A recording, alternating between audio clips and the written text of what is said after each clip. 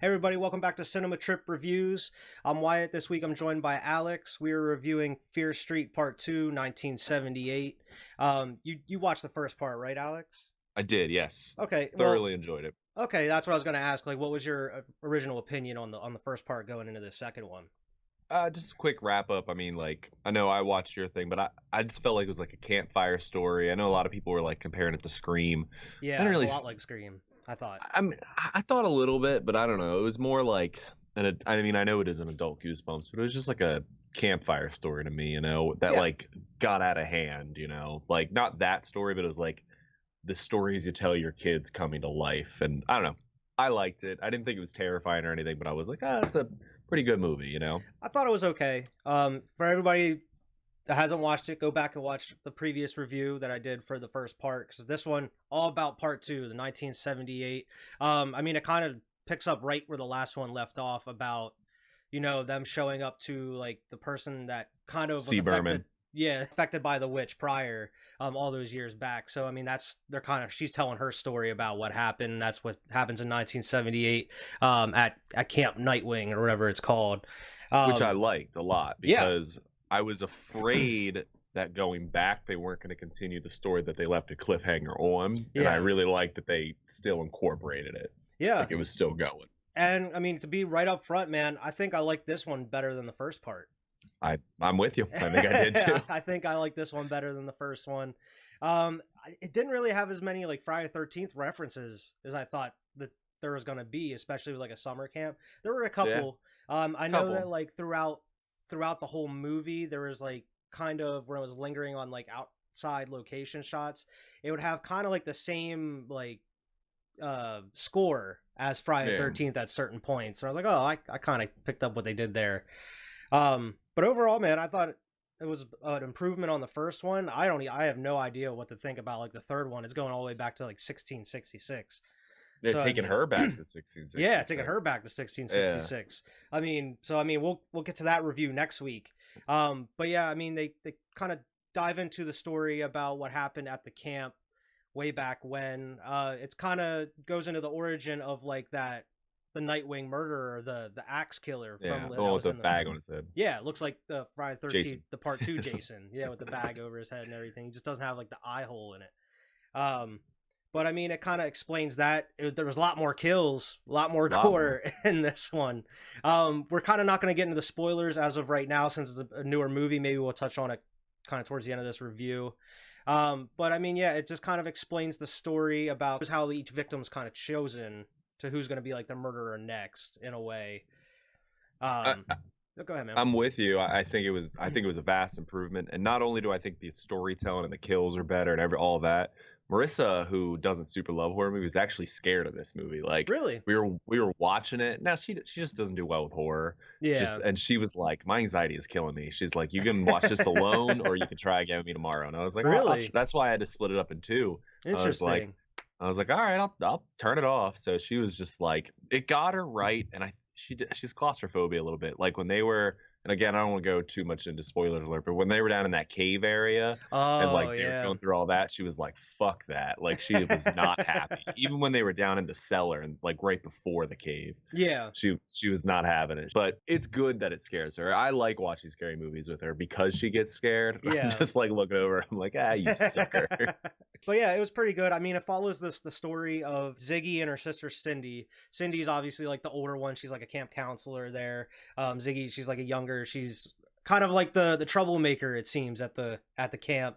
Hmm. And it kind of follows their story from their two different perspectives. It feels a lot like an older, like, even though it's set in 78, it reminds you of like an 80s type movie with like the bullies and everybody at the camp and It felt everything. very 80s. I know it's 78, but I was like, this is 80s. This is Yeah, straight 80s the whole 80s. way through. That's what I was thinking the whole time too. And it's still it kind of shows you that rivalry was still a big thing between those two towns Back then, even even, yeah. back in 78. Which was kind of weird because I'm like, all right, so it's like a towns that don't like each other, but let's send all of our kids to the same summer camp and Right? like put them all together. Not only like in the first part you had them like at the like they had a football game, and then there was like even the town that hates them had like the memorial for like the kid that died in the first one. I was like, why Yeah. would you bring these kids together if they hate each Well, other so much? exactly. Well, my thought process is, and then not only like, hey, we kind of know they hate each other, then let's have one night where we just split them into towns and say Oh go my against gosh. each other. Yeah, we're like, all right, Let's we're like, I feel like the thought process is like, we'll make them go to camp together because maybe they'll like grow to realize like that, each, yeah, like we're all alike, you know. And then they pit them against each other and it's like fuck in that. the challenge, and they're so mean. It seems like everybody is such an asshole in this movie. Uh, And like even some of the main characters, you're like, man, everybody's You're an an asshole in this movie. asshole, man. Especially like the bullies that are going after like the main girl Ziggy. Like Oh as soon as yeah. the movie starts, they're like, man, I like yeah. I liked that though because I felt like, I mean, like you said, they were mean. They weren't just like 80s movie mean. They were like punching her and like burning her, like They're trying doing, to light her on fire. They yeah, tie her up to like that doing tree. shit to this woman. I was like, holy Oh my shit. gosh, yeah, I thought it was a little overkill It at was a first, little man. overboard. I really liked where they went with it without going into spoilers as of right now. Yeah. But it I liked how it developed the killer in a way. There wasn't, it kind of showed multiple killers later in the movie. But I mean, if it was a very small section of the movie, they did that. But I liked how there was one killer throughout the movie, and he doesn't really like establish the identity until like late in the movie either. Yeah, I liked it. I like that, like you said, they come later in the movie.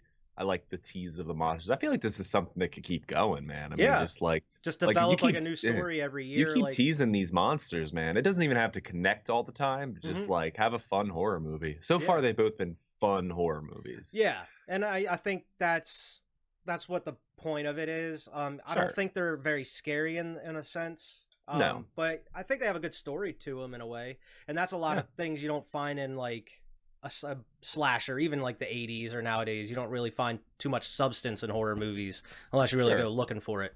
I mean, and then I don't, again, like you said, I don't think this was intended to scare me. Like, nobody watches Friday the 13th and they're like, oh, that's scary. You know? Like, it's a slasher. It's a slasher film. And that's all these are, too. They're just slasher films. Yeah. You know, they're fun. Before we get into spoilers, I do also want to say the soundtrack, fantastic in this movie. Yeah. Fantastic. Like, and I know it was just playing 70s music and stuff for that, but I was like, really good choices in some of these songs and in the placement. I liked it, but like I feel like they were in the first one. I did the same thing with like 90s music, where it's like, okay, where they kind of put it out throughout. They spaced it pretty well throughout the movie. This one, I feel like they went a little overboard with all the music. I feel like it was like every 10 minutes they're just like, oh, here's another old track. Here's another 70s song. And I was like, okay, I get it. You're in the 70s. I get it. I know where we're at. No, I actually like the soundtrack. Now, this is kind of rolling into the spoiler section, but like when she plays it in the end, I don't know if that was a decision I would have made. I would have been like, I kind of want to hear him. Yeah. Coming. Yeah. I get the choice to be like, I don't want him to hear me, but nah. That's the same thing. I want to be aware of my surroundings. Yeah, I want to know. I totally agree. Overall, before we hit into the spoilers, I thought it was decent. I thought it was better than the first one. I would definitely recommend this one. As of right now, spoiler alert. This is spoiler territory. We're going straight warning. into it. 30 minutes into the movie, you have like the nice old nurse that you see once that like befriends Ziggy. She like comes at her sister's boyfriend with a knife, saying that like I'm gonna kill you because like I gotta stop this because you're gonna die tonight anyway, pretty much. And he's like, oh, and she was right. Should have just let her do it. Should have just let her do it, just like in the first movie where with the one girl, they should have just threw her out there and died. Would have stopped this whole thing. The movie kind of kicks off with that, where they're like, all right, we're investigating. Like, what did this mean? Where did this come from? And that kind of leads down to like what you're saying with the caves and everything down below. They're trying to find like the mark of the witch. Yeah, which was into the earth. When they were going down in the witch's temple, was very Evil Dead basement feels to me. Like right when I was like, this is real Evil Dead. Like, you know, like I like that. Yeah, with that, it had like the stairs with the stones all around it. It did look kind of like the basement. The underground is shaped just like the actual emblem. They're just kind of trying to. It's like a maze in a way that they have. That one was a little. I don't know.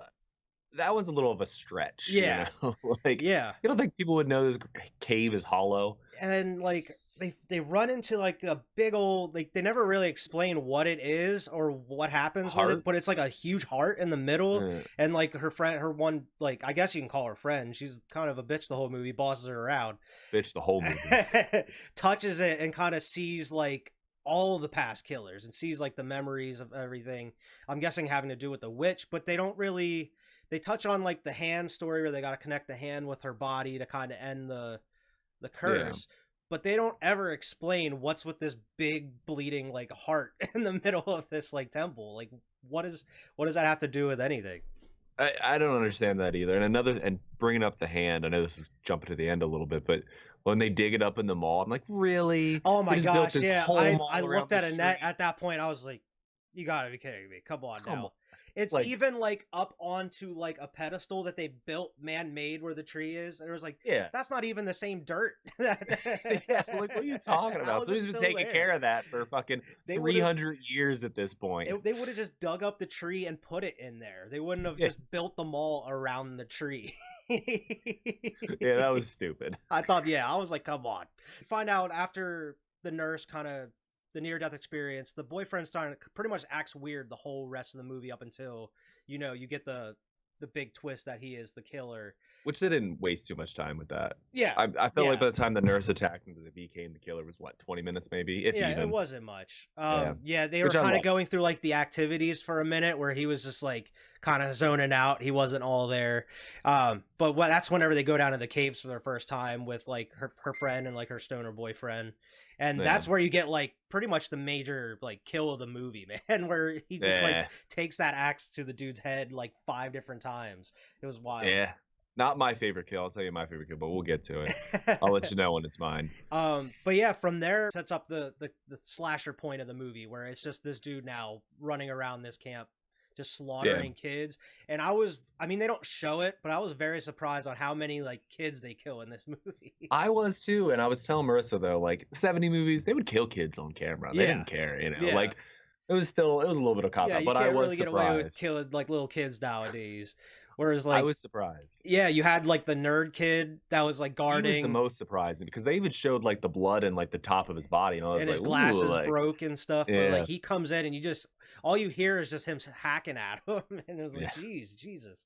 Even like the later on in the movie with like it's like the art area with like 4 kids that he comes into, and he just murders all of them. And yeah, and what you're saying, the guy comes in, sees like the body parts and everything. Yeah. It was like I, pretty shocking.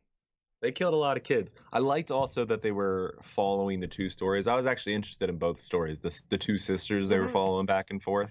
I was interested in that. And this is the only thing I'm not going to give away in the spoiler section. The twist and all that I was like, all right. I mean, I kind of saw it coming, but I was like, yeah, all right.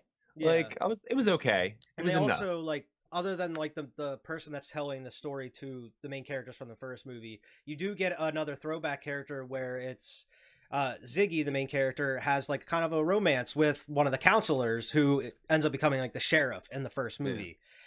So you kind of get a little bit of his backstory as well, which I liked. Yeah.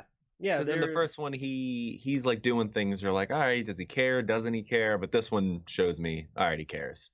Yeah. So I like that. Yeah, and I mean, one of the kids as well. He doesn't have a big part in the movie. The one kid's from Halloween 2018. I was like, oh, it's that kid. I haven't seen him since that movie. I haven't seen him in anything other than Halloween. He like gets his head chopped off in the bathroom. That was a weird part as well. Like, coming to think of it, was at the point they come in the cave, they find an opening, and it's to like the outhouse where like the people that built the camp just like didn't see this cave. We're like, yeah, there's a lot of shit down there. And he's like, no, just put an outhouse on it. It's a hole. Just put it out. Yeah. We don't have to worry about where it all goes after that point. He's like, hey, man, I think I see a hand down there. Because that's when she finds the hand. Like, they've been shitting on Sarah Fier's hand for, like, centuries. For however long this camp's been around, they've been shitting on Sarah Fier. Oh, my gosh. See, that's how she picked the people on the wall. It was whoever sat in that one outhouse that went straight down. Like, whoever's shitting there. And that's a good segue into how they've developed the killers for the series. For the witch finds the killers, they write their name down on like a big ass stone tablet, and whoever they write the name on, that pretty much who becomes like possessed and starts like doing the killings.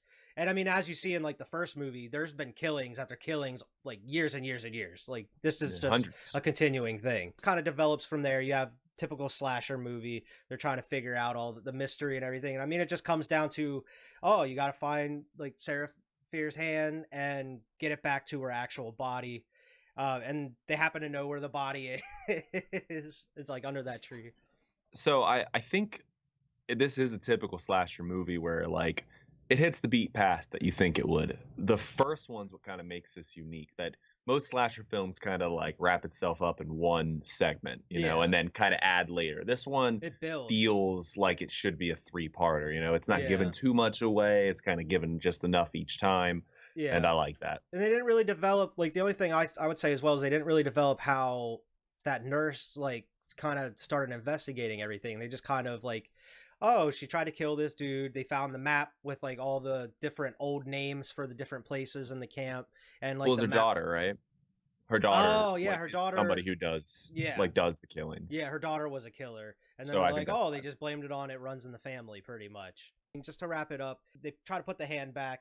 I don't know if we should give away the main. I don't want to give away the main. But I mean, you said one part we'll talk about quick. And again, I don't want to give away my favorite kill is the last kill with the sister where he's just like pounding on the chest. Oh my gosh, dude! Yeah, I forgot that was my favorite. I mean, the sister's in the scene. Just I was like, holy shit! It just kept going. It's some shit you don't see in movies too much. Usually they cut away, but it just sits there. It shows him just hacking at her with this axe. I was expecting them to cut away, but yeah, you're right. Too. That was and then it cuts back, and I'm just like, holy shit! How long are they going to show this? Speaking of like him with the axe, there was a part. It was like straight out of The Shining where they're behind the door, and it just the camera kind of moves with him as he brings the axe back and hits the door. Very Shining-esque. I feel like if we watched it again, we could probably see a lot of like horror movie references. I feel like it's doing a pretty good job with that. The only other beat before I know we're wrapping this up, the only other beat I want to get into is I do want to see in the last of that like baby doll face killer guy, like he had like the white mask on. I don't know. Yeah, by the way, they didn't show him in the first part. I liked him. He looked like a kind of like a Michael Myers. He looked like he had like a work suit on with that white mask. Yeah, he looked cool. Yeah, I didn't like how the guy gets his mask either. I was like, yeah, that's kind of lame. But like, whatever, it's fine. It was kind of lame. Whatever. It was. Nitpick. That's a nitpick. I'm interested to see like where they go with the next one and like where the murderer or who the murderer is going to be in the next one as well. I mean, they've introduced so many characters. I mean, they could make 7 movies of just the characters they've introduced, you know? Yeah, exactly. So I mean, after part 3, I'm fully expecting them to like continue with a Fear Street like saga going forward on Netflix. I feel like that's even if it's a show. They should do a show, maybe. Yeah. Even if it's a show. Just like little mini series. If they don't do a little mini series, just do like a little show for like kind of like how American Horror Story does it. Just you can probably be a little bit more concise because like American Horror Story, they have to have like all these episodes. Netflix, you can concise it down to like a certain amount and just tell the full story. You don't have to have a lot of filler or anything. We just want to see cool kills at that point. Like, get your story out of these 3 movies, and then we'll see cool kills and cool killers from here on out. Yeah. So, I mean, I'm looking forward to this next week here, going back to 1666, because I guess the main character is going to be involved with that. So, who knows? I'm sure it'll give us a lot to talk about. It looked like all the characters were going back. Yeah. It kind of looked how, like, what I mentioned with American Horror Story, how they're using, like, all the same characters. Yeah, like all the actors, like their descendants. Setting. Yeah, like they're descendants of the ones in the future. Yeah, maybe that's how it is. Who knows? You might have figured out the twist before it's even released. Yeah, crack the code. And that's why you're here. But yeah, man. Out of 10, what would you give this movie, man? I actually really liked it, man. I would watch this again, and I'm excited to watch this again. I'm gonna wait till my kids get a little older, but I want to watch it with them. I'd probably give it like a 7.7, man. 7.7? I thoroughly enjoyed it. Yeah, I'll probably give it around a 7.5. Yeah. That's probably where I fall. I kind of said it about the first one.